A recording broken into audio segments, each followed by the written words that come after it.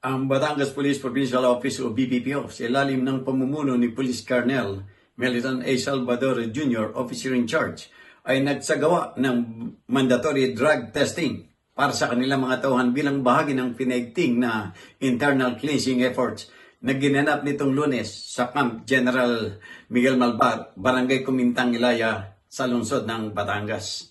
Ang mandatory drug test ay sinagawa sa pakipagtulungan ng Provincial Administrative and Resource Management Unit at Batangas Provincial Forensic Unit upang matiyak ang pagiging patas at katumpakan sa mga pamamaraan. Umabot sa 284 na tauhan ng BPPO ang sumailalim sa nasabing drug test. Ang aktibidad ay bahagi ng patuloy na internal cleansing efforts ng Batangas PPO sa ilalim ng kanilang Integrity Monitoring Program alinsunod sa Philippine National Police o PNP Focused Agenda.